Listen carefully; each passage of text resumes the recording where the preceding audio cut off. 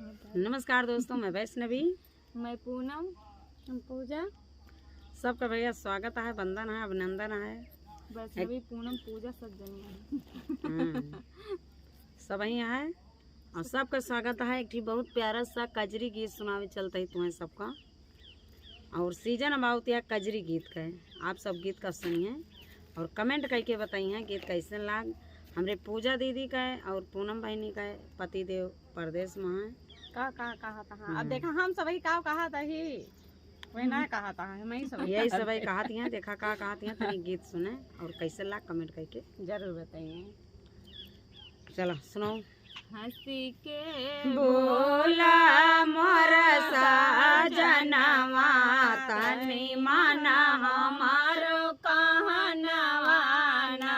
हंसी के बोला मोर सजनवा तनी माना हमारो कहनवा ना।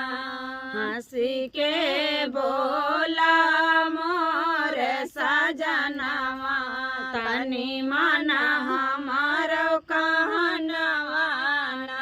सास ससुर जी काया लगे कायदा, सास ससुर जी काया लगे कायदा, माना मोर कहनवा ना।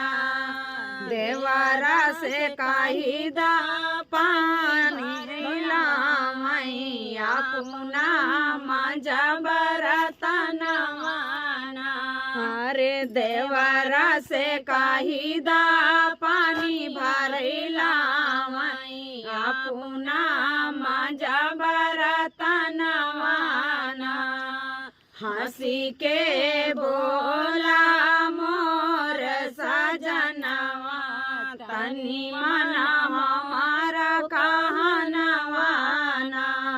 हंसी के बोला मोर सजनवा तनी माना हमारा कहनवा ना।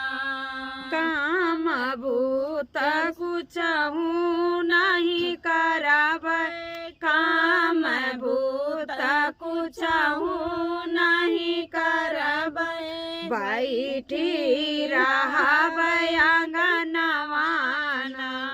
हाथ दोड़ दुनु जुनली मलबै, हाथ लिहे साबुनवा ना। हाथ जोड़ हाथ गोड़ा दुनो नौ जुनी मलबै, हाथ माली है साबुनवा ना। हंसी के बोला मोर सजनवा तनी माना हमारा कहनवा ना। हंसी के बोला मोर सजनवा तनी माना हमारो कहनवा ना। कोट पैंट जाकिट बनवाई दा, कोट पैंट जाकिट बनवाई दा। सुंदर लागे बदनवा ना। हम कहमाई तपिया शिवनवा मान मोर कहनवा ना। हम का घुमाई दपिया सेवनवा माना तनी मोर कहनवा ना।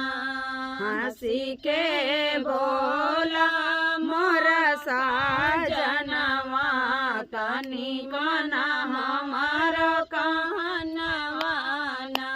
हंसी के बोला मोर सजनवा तनी माना हमारो कहनवा ना।